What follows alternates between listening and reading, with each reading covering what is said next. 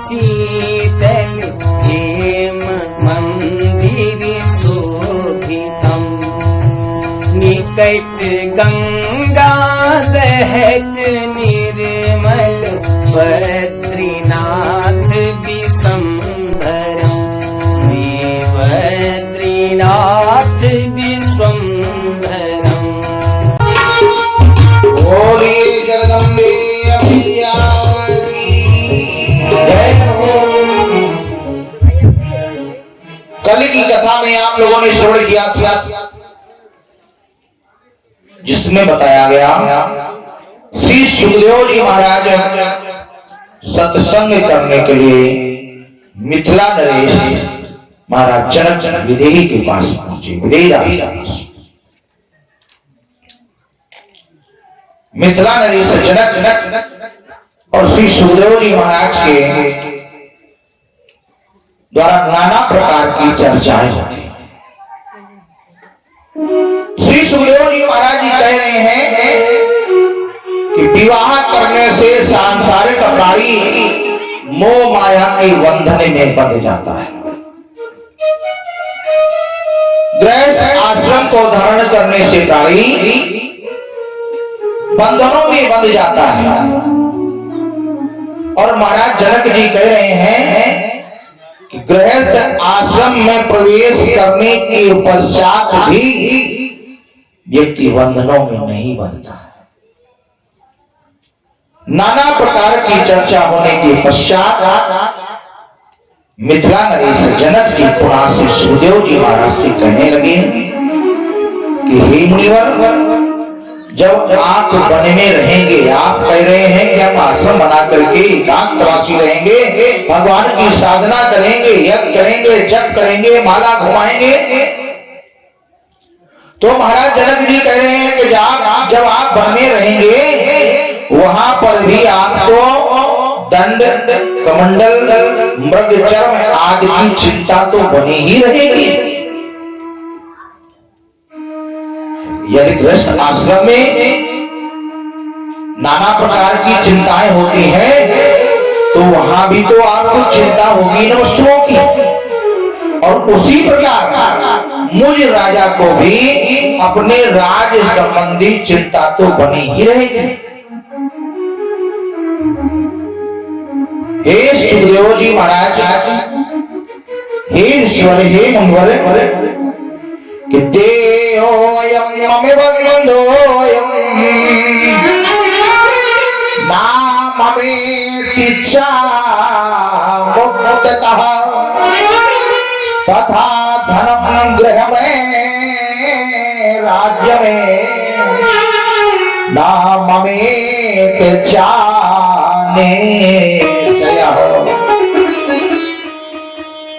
यह शरीर मेरा है। जब व्यक्ति ऐसा सोचता है तो वो बंधन का कारण कहा जाता है।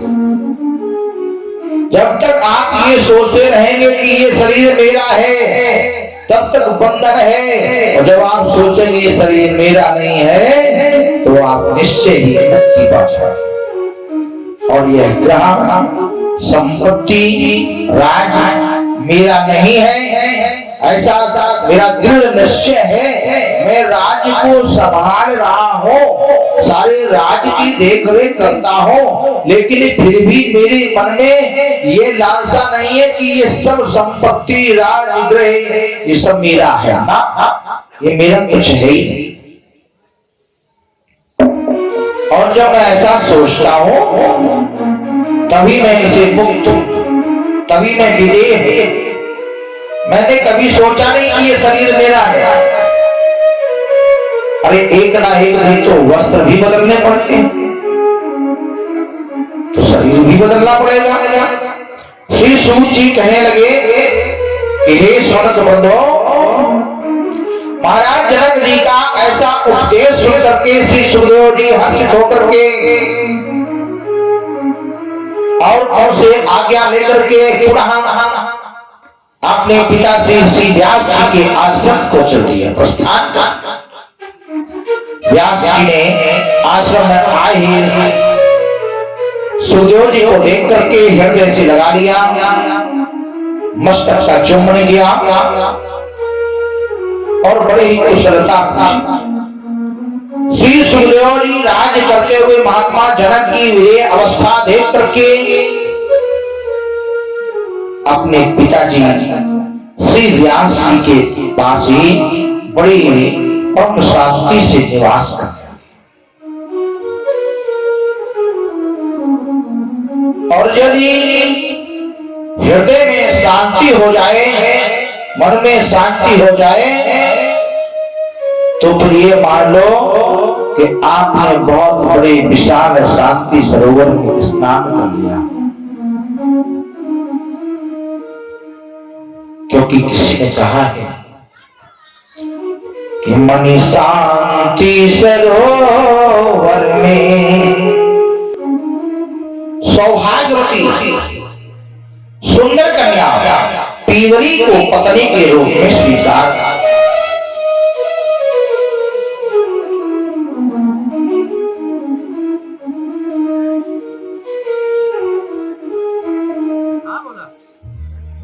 कुछ समय पश्चात श्री सुखदेव जी ने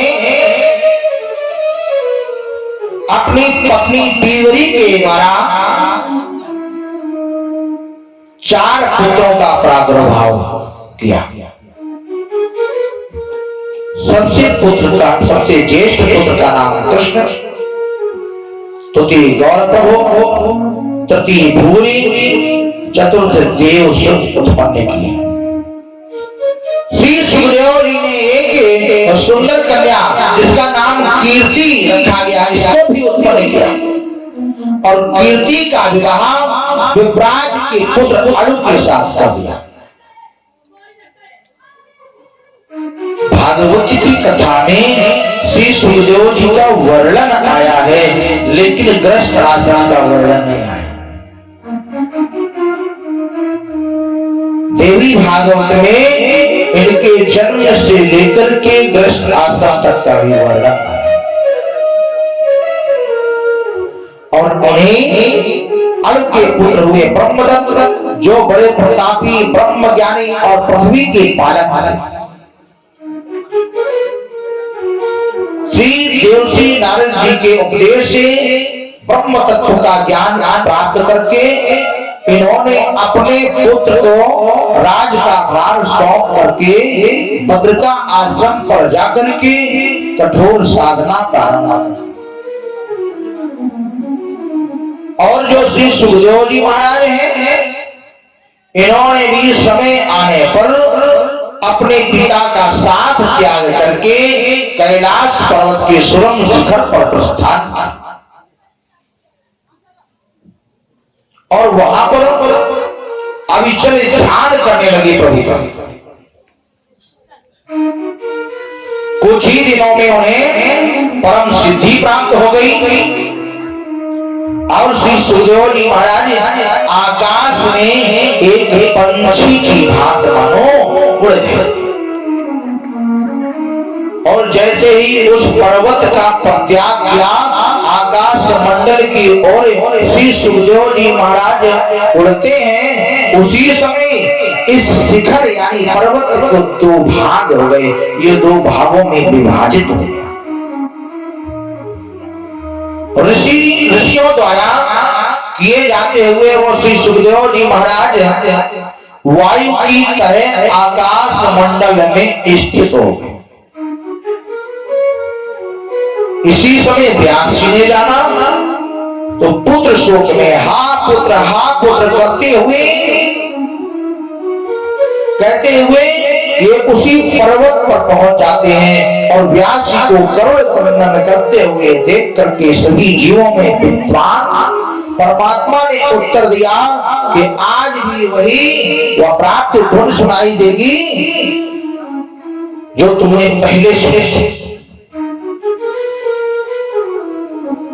व्यास जी को व्याकुल देख करके भगवान भोलेनाथ ने आकर के कहा कि आपको अपने कीर्तमान पुत्र के लिए चिंता करनी नहीं चाहिए, चिंता की आवश्यकता नहीं।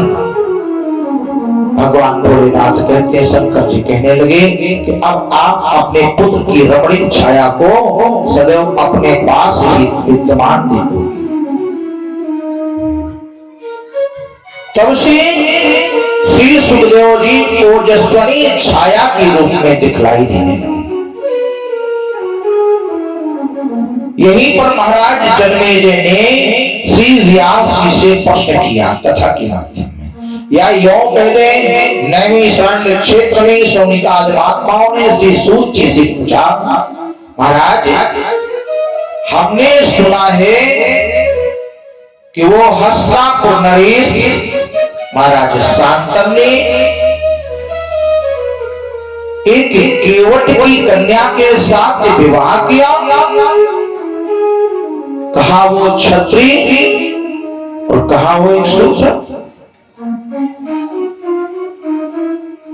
तो श्री सूत जी महाराज कहते हैं कि हे ऋषियों, व्यास जी कहते हैं कि हे राजन जन्मेजय,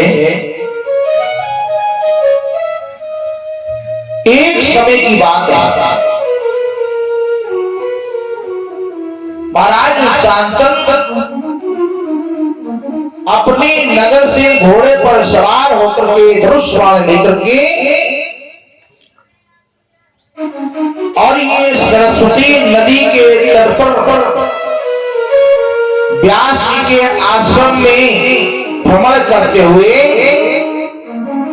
उस निषाद राज के नगर को पहुंचे, या यूं कह दें कि उस पुर में पहुंचे। तो इन्होंने उस निषाद कन्या सत्यवती को देखा।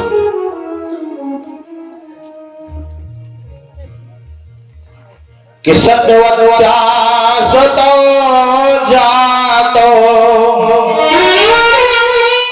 शांतनोर्मिदते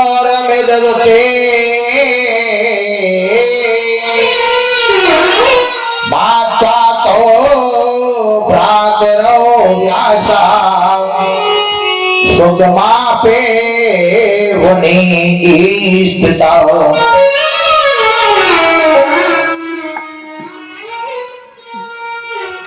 और इस कन्या को देख करके मोहित हो गए। उस केवट के पास जाकर के महाराज शांतनु ने अपने हृदय की बात कही।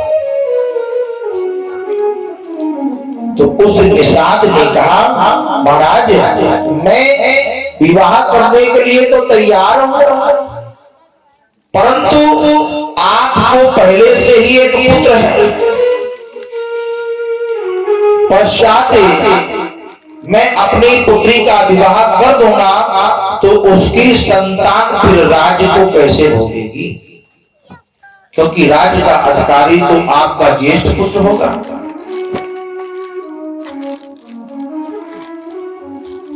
इस बात को सुनकर के अंदर से बड़े करुण क्रंदन करते हुए महाराज शांतनु हस्तिनापुर प्रस्थान कर रहे थे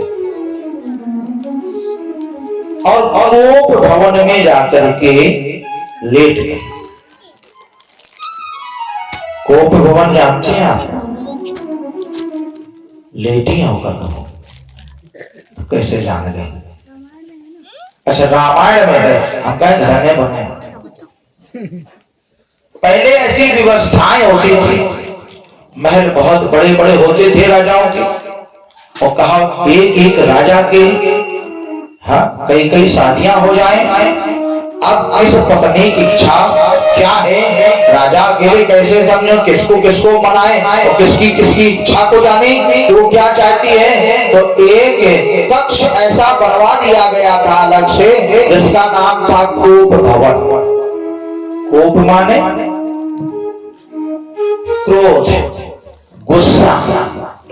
अगर नाराज हो जाओ तो चुप्पा, हाँ बेडरूम में लेट जाओ, खुदाई मने हुए आए। पहले भी ये व्यवस्थाएं थी।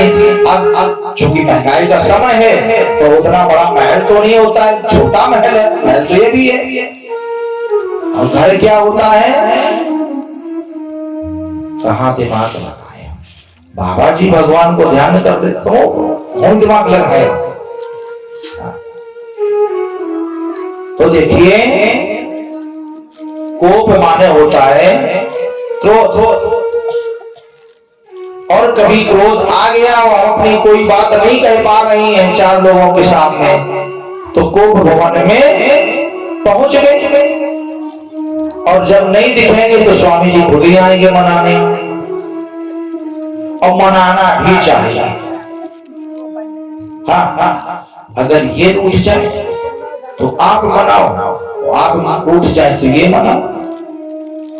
मनाना चाहिए कि नहीं मनाना चाहिए, इसमें मुस्कुराने की बात नहीं है। मान लो कि अगर आप बीमार हो गए और वो आपकी सारी सेवाएं कर रही हैं, चरण भी दबा रही हैं, और उनको अर्धांगिनी कहा गया, शरीर का आधा हिस्सा है, और कभी शरीर का ये आधा हिस्सा बीमार हो गया तो आपको सेवा नहीं करनी चाहिए। यहाँ पे ये रहता है कि नहीं तुम ही हमारी सेवा करो तो हमारी दासी हो, सेवका हो, हम तुम्हारी सेवा थोड़ी ना करेंगे, वहां कोई कलेश तैयार हो जाता है। उस घर में सुख समृद्धि नहीं होती है, वापस बस खींचा तानी मची रहती है। और जहां पर जिस घर में आपस में प्रेम होता है, जिन लोगों में आपस में प्रेम होता है, जिस घर के लोग संगठित होकर के रहते हैं, जिस घर में एकता होती है, तो मैं विश्वास के साथ कह सकता हूं कि ऐसे व्यक्ति दिन दूना रात चौगुने बढ़ते हैं, उन्नति करते रहते हैं। उन्नति, सुखी, समृद्धि, लक्ष्मी का आगमन वही है जहां एकता है, सुख है वही है। अब महाराज कथा हो कहां हो रही थी,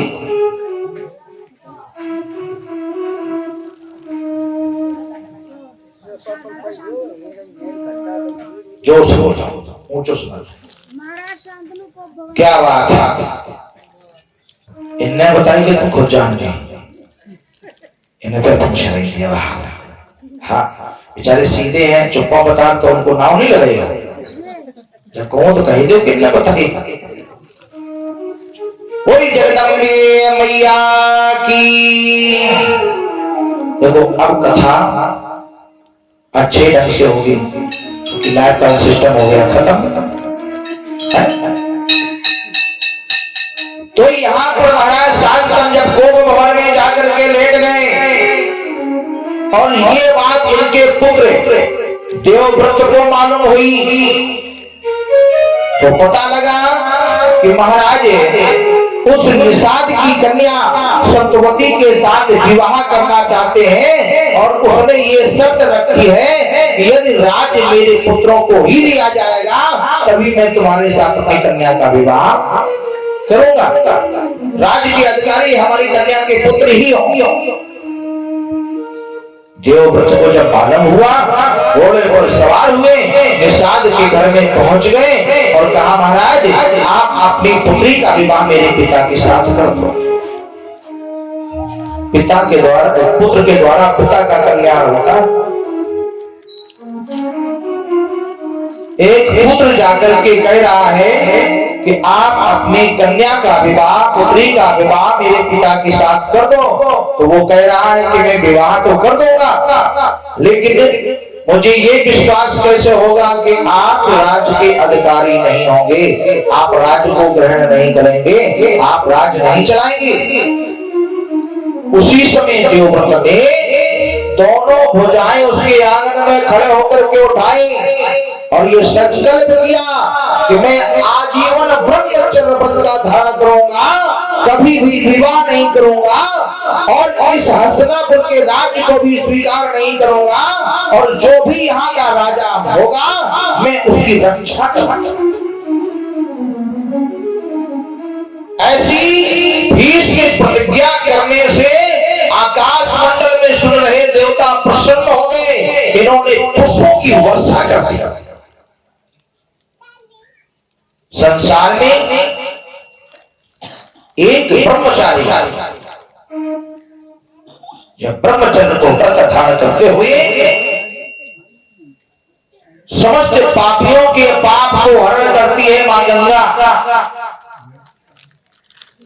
ऐसा तो आपने सुना होगा कि पापी अगर कोई है गंगा में स्नान कर ले तो पाप का हरण हो जाता है।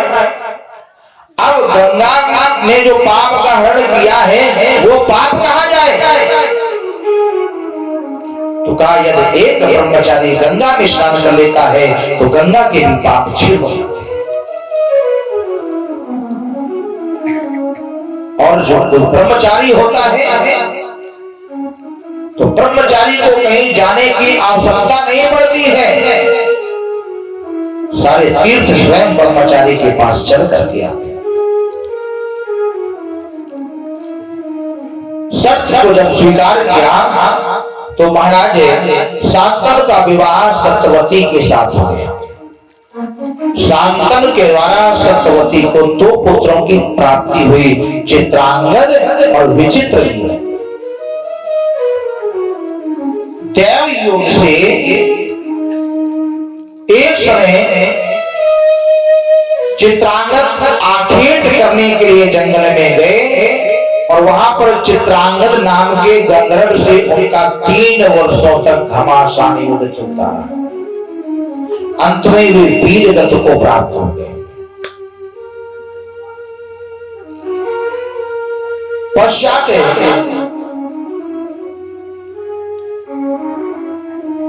जो इनका दूसरा भाई था विचित्रवीर, इसको राजा बना दिया गया। यहां पर लिखा गया है कि चित्रांगद भारी युद्ध किया, अंत में वीर गति पाई थी, अंत में वीर गति पाई थी। और फिर राजा विचित्र वीर हुआ और राज लक्ष्मी पाई।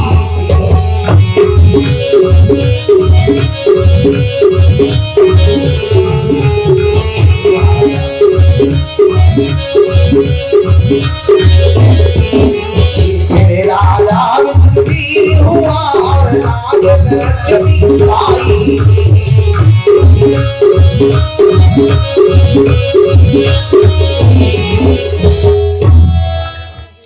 और उधर विचित्र वीर के विवाह के लिए भीष्म काशीराज की 3 पुत्रियों का हरण करके ले आए। इन कन्याओं का उस समय स्वयंवर चल रहा था। काशीराज के दरबार में देश देशांतर के बहुत से वीर योद्धा राजा लोग आए हुए थे और ये भीष्म गए, सबको पराजित किया और काशीराज की 3 कन्याओं का हरण कर लिया। अंब का अम्बालक और इनको लेके आ गए बलपूर्वक। पहले ऐसे भी विवाह हो जाते थे। विवाह के पहले अलग नियम थे। राजा लोग बारात लेके नहीं जाते थे। बारात जा रही, पालकी में तलवार कटार भरी,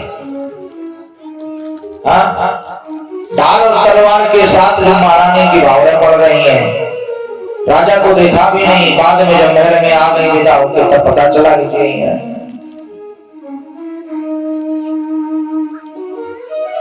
भागवत में भी ऐसा हुआ महाराज उत्तानपाद के साथ। जब दूसरा विवाह सूची के साथ हुआ और सूची जब आई तब देखा महाराज उत्तानपाद ये उनके यहाँ पे हमारी सौत पहले से बैठी।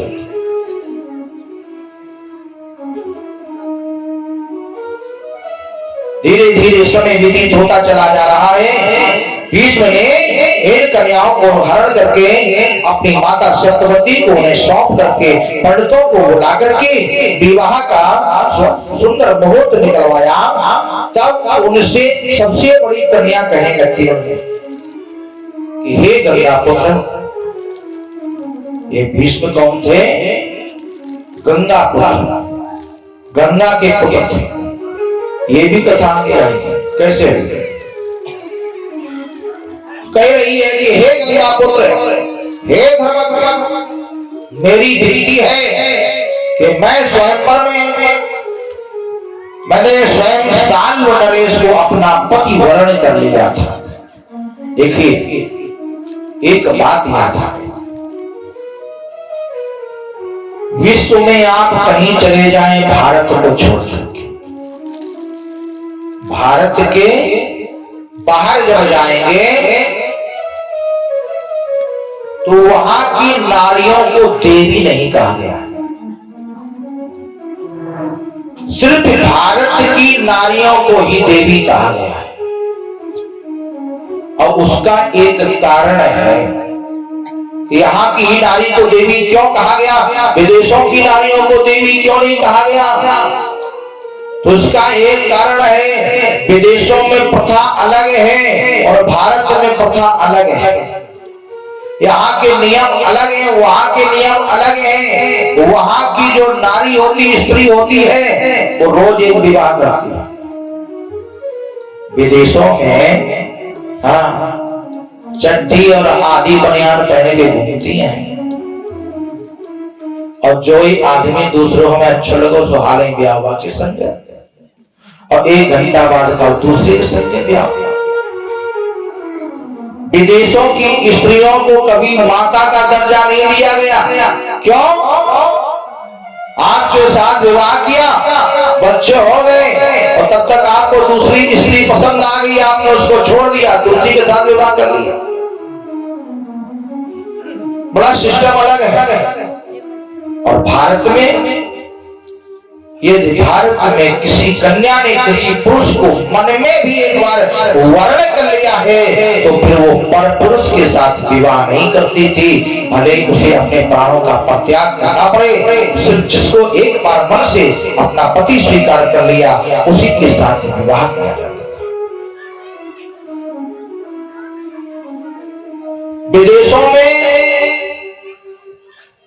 एक की मां और सबकी पत्नी होती है। नारियां एक की मां सबकी पत्नी, और यहाँ एक की पत्नी सबकी माता होती है। यहाँ पे पत्नी तो सिर्फ एक ही स्त्री और सभी संसार के पुरुषों के लिए वो माता है, और विदेशों में एक ही माँ है, सबके लिए पत्नी है। कितना बड़ा! इसीलिए तो बाबा ने लिखा है कि जननी सम जानो परे नारी, जननी सम जानो परे नारी, जननी सम जानो परे नारी, जननी सम जानो परे नारी, जननी सम जानो परे नारी,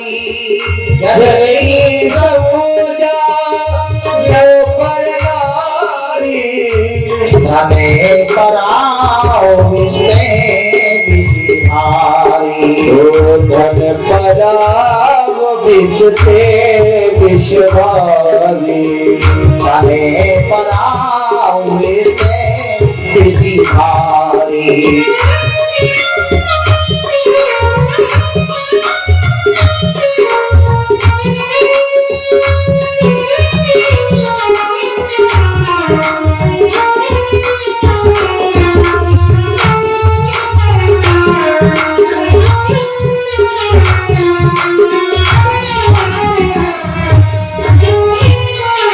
जननी सम जानहु पर नारी, धन पराओ बिसते विष भारी। यहाँ पर पराये धन को विष के समान माना जाता है, पराई स्त्री को माता के समान माना जाता है, जबकि विदेशों में ऐसा कोई नियम कानून नहीं है।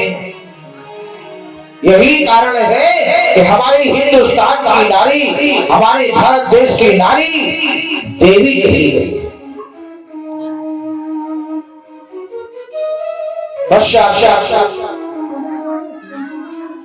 ये सबसे श्रेष्ठ कन्या कह रही, महाराज मैंने साल को आपने मन में वर्ण कर लिया था स्वयंवर में, उन्होंने मुझे अपनी पत्नी मान लिया था, अब आप जैसा उचित समझे वैसा करें। भीष्म ने कहा माता सत्यवती से, अब आप बताएं क्या किया जाए। तो उन्होंने कहा कि इसे महाराज शल्य के पास बड़े आदर के साथ भेज दिया जाए।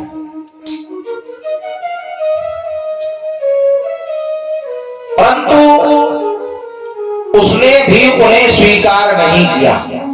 महाराज शल्य ने भी उस कन्या को स्वीकार नहीं किया। वह कन्या रोती और बिलखती वहां से वापस आकर के भीष्म से ही विवाह करने की प्रार्थना करने लगे, लेकिन भीष्म ने भी उसे स्वीकार नहीं किया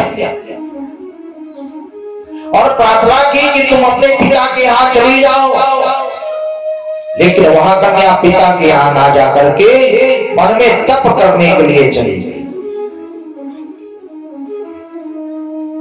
श्री व्यास जी महाराज कह रहे हैं राजन कि द्वे भारे जात रूपा ढे तसे राजो बभूवतो अंबालिका चामुका चा काशी राज सुते शोभे। काशी राज की अन्य जो रूपवती कल्याणकारी कन्याएं अंबिका और अंबालिका थी, वो विचित्र वीर की पत्नियां बनी, उनके साथ विवाह कर लिया। विचित्र वीर ने भी उनको स्वीकार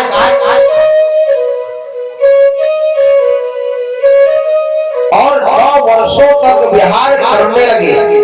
परंतु वासना में अत्यधिक लीन रहने के कारण राजा को राजक्षम रोग हो गया।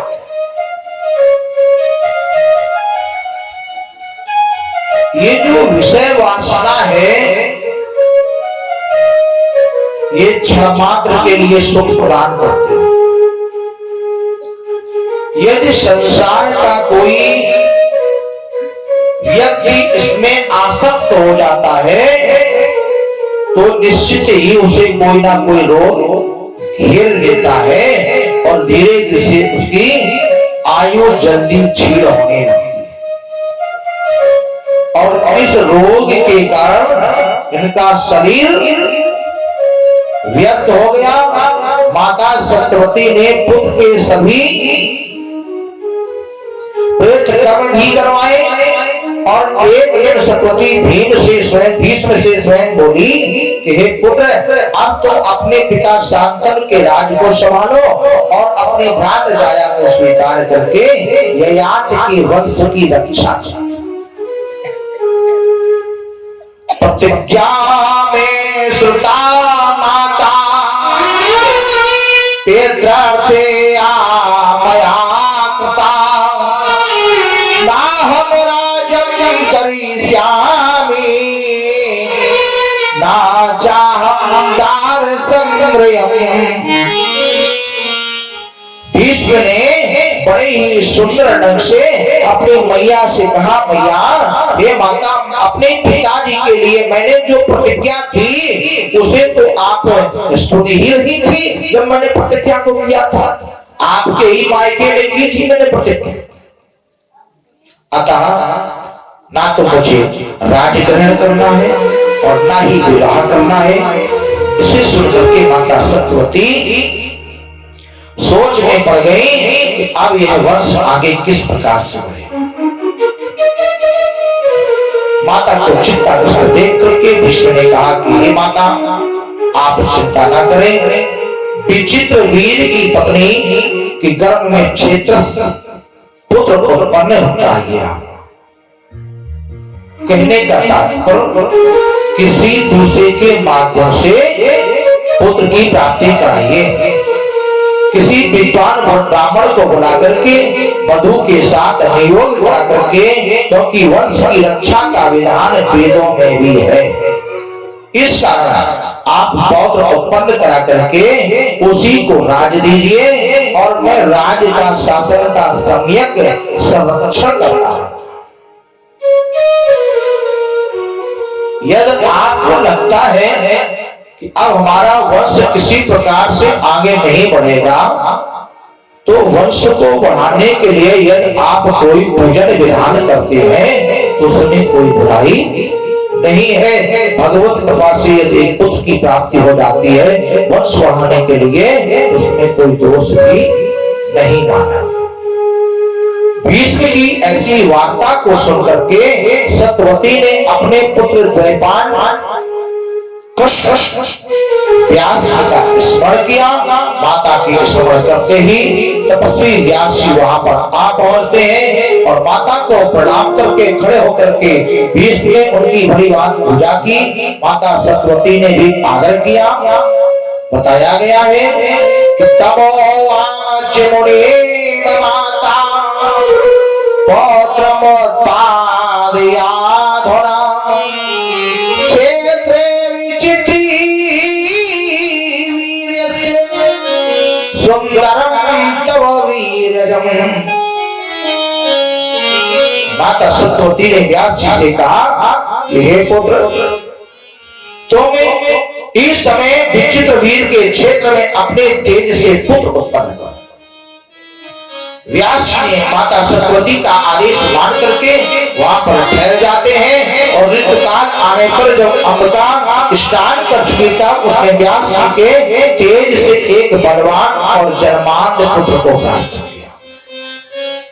व्यास जी ने कहा कि दोनों महारानियों को हमारे सामने से गुजार दो, मैं अपनी दृष्टि से, देखिए अन्यथा मत लेना, पहले मानस सृष्टि भी हुई है,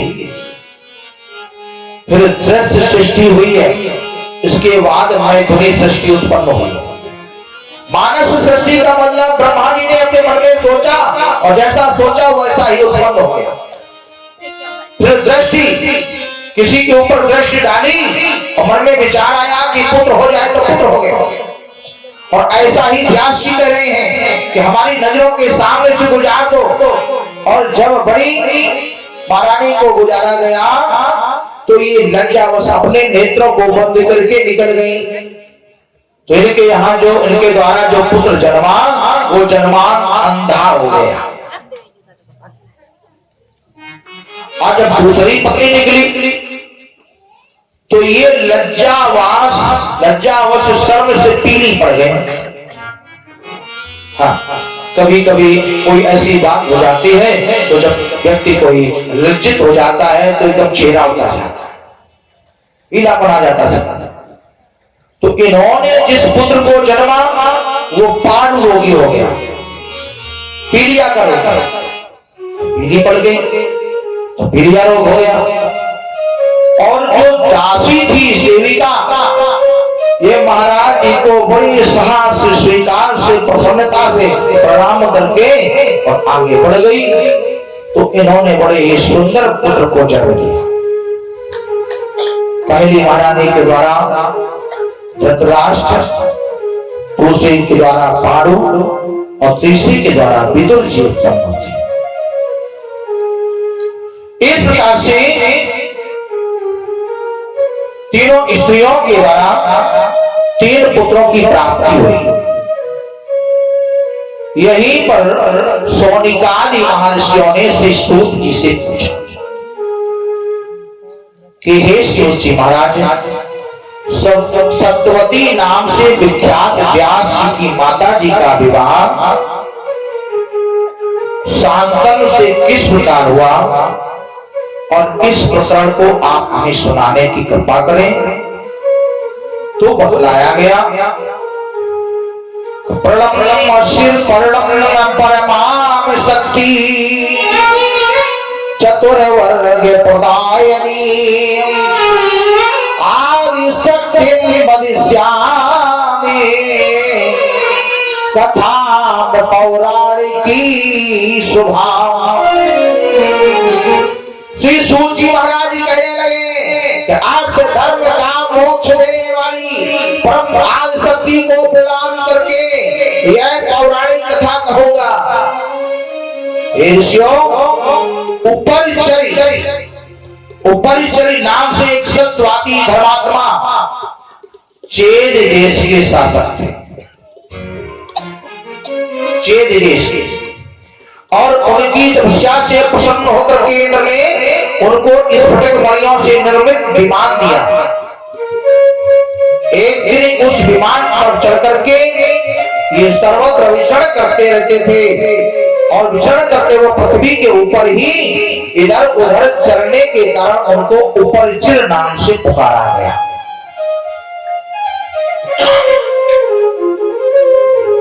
एक समय में राजा वसु की पत्नी गिरका ऋतुकाल के स्नान के पश्चात पुत्र प्राप्ति की कामना की, और उसी समय उनके पितरों ने राजा से कहा कि हे राजन, मृगों को मार करके लाओ।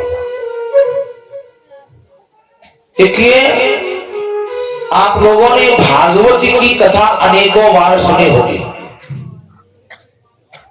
लेकिन देवी भागवत कोई कोई ही कराता है, जबकि देवी भागवत का जो महत्व है सभी कथाओं से बढ़ करके, लेकिन व्यक्तियों को जानकारी ना होने के कारण ये लोग उसके महत्व को नहीं समझ पाते, और इनकी कथा का ना तो लोग ज्यादा अध्ययन करते हैं और ना ही ज्यादा कथाएं होती हैं, तो लोग बाग इन कथाओं को एकदम से समझ भी नहीं पाते, क्योंकि सुनी सुनाई अगर बात कह दी जाए तो लोग तुरंत समझ जाते हैं, और जब कोई बात पहली बार सुनी जाती है तो एकदम से पल्ले नहीं पड़ती है। लेकिन फिर भी मैं प्रयास करता हूं और बिल्कुल सरल भाषा का प्रयोग करता हूं, चाहता हूं कि आपको ज्यादा से ज्यादा हम समझा पाए। वैसे तो ऐसे शब्दों का प्रयोग किया गया है, क्लिष्ट शब्दों का, जो बोलने के पश्चात आप यही नहीं जान पाएंगे कि इनका अर्थ क्या, लेकिन फिर भी अपनी सरलता का प्रयोग करता हूं, चाहता हूं मां भगवती की कृपा से उनकी पावन चित्रों का सार आपके कानों तक पहुंचता रहे और आप उनको अपने हृदय में धारण करते रहे। पितरों ने महाराज से कहा कि मृगों को मार करके लाओ, और जब राजा पितरों की आज्ञा श्रेष्ठ मान करके आखेट के लिए चल पड़े, वन में पहुंचने पर राजा लक्ष्मी के समान रूपवती अपनी पत्नी का स्मरण करने लगे, और स्मरण करने के कारण का वीर स्खलित हो गया। उसे उन्होंने एक बरगद के पत्ते पर रख करके एक बाज को लेकर के ऋतुमती रानी के पास भेजा, अपनी पत्नी के पास। रास्ते में उस बाज के ऊपर दूसरे बाज ने आक्रमण कर दिया। बाज सभी लोग जानते हैं पक्षी, और जब आक्रमण कर दिया तो वो बरगद का पत्ता जो दौनिया था, दौना बना हुआ था, नदी में गिर गया। और उस समय उस नदी में, जिस नदी में ये दौना गिरा है, उस नदी में अद्रिका नाम की अप्सरा जल क्रीड़ा कर रही थी, यानी जल में स्नान कर रही थी। और स्नान करते करते ये मानो इतनी मगन हो जाती थी, क्रीड़ा करती थी, जल को उछालती थी, अपने आप में बिल्कुल मगन थी। और उसने संध्या वंदन कर रहे नदी के किनारे, नदी के जल के किनारे एक ब्राह्मण देवता संध्या वंदन कर रहे, मां भगवती का ध्यान कर रहे थे। जाकर के उनके पैर को पकड़ करके जल में खींच लिया। जब उसके इस कृत्य को देखा तो ब्राह्मण ने क्रोध किया और उससे कहा कि तूने ध्यान में विघ्न डाला है, इसलिए हम तुम्हें श्राप देते हैं कि तू मछली हो गया। तो ब्राह्मण के हिसाब से वो अद्रिका नाम की अप्सरा उसी समय मछली के रूप में हो गई, मछली बन गई। और उसी समय वहां जो दोना था बहता हुआ उसके पास गिरता है मुख के पास, तो उसने उसको निगल लिया और 10 महीने के पश्चात एक मछुआरे ने उस मछली को पकड़ लिया। ये भी एक भगवान की लीला है। उस मछली ने जब उसको मछुआरे ने पकड़ लिया मछली को, और जब उसका पेट चीरा तो उसमें से मनुष्य आकृति वाले 2 शिशु निकले। उसमें एक बालक था और एक सुंदर बालिका था, यानी एक पुत्र और एक कन्या। उन दोनों को उस राज्य के राजा ऊपर चिर को सौंप दिया। बालक को तो राजा ने ही स्वीकार कर लिया, क्योंकि आगे कोई संतान नहीं थी,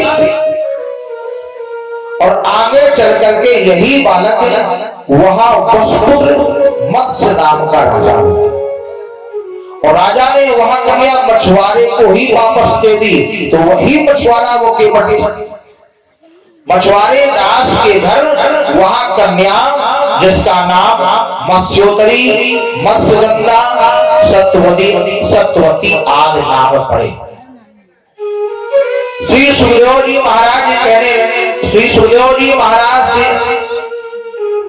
सूत जी महाराज से ऋषियों ने कहा कि हे सूत जी महाराज, ब्राह्मण द्वारा स्थापित अप्सरा जो मछली बनी हुई थी, उसके पेट से 2 बच्चे निकले थे, उसके साप की समाप्ति कैसे हुई और उसे पुनः स्वर्ग कैसे प्राप्त हुआ?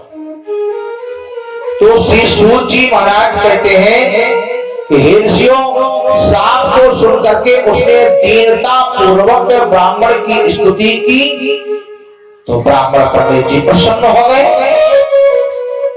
क्योंकि देवताओं का और ब्राह्मणों का ये स्वभाव होता है छलम रुष्टम छलम दुष्टम रुष्टम तुष्टम छड़े छे, क्षण में ही प्रसन्न और क्षण में ही नाराज। अकड़ गए तो नाराज हो गए, पाए छुए तो मुस्कुराए गए। यही तो ब्राह्मणों का स्वभाव है। अब देवता लोग ये सोचें कि आपने हमारा अपमान कर दिया तो हम आप पर कृपा नहीं करेंगे, तो फिर देवता ही कहा।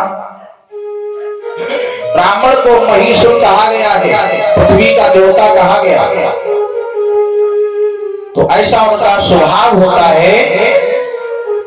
तो वो कहने लगे कि हे कल्याणी, तुम शोक ना करो, मेरे साथ से तुमको मछली तो बनना ही पड़ेगा, परंतु कालांतर में तुम एक युग मानव संतान को उत्पन्न करके मेरे साथ से मुक्त हो जाओगी, और इस प्रकार वह मछली का शरीर त्याग करके दिव्य रूप धारण करके पुनः स्वर्ग को प्रस्थान। और एक बार कि एकदा तीर्थ यात्रा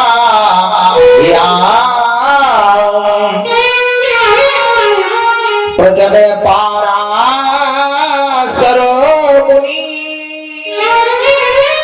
आज गा महातेजा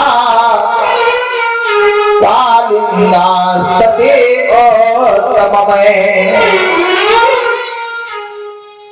ये जो मछुआरा है, ये यमुना में नाविक है, यमुना के किनारे नाव को चलाता है, इधर से उधर, इस तरफ से उस तरफ यात्रियों को पार करता है, नाविक है।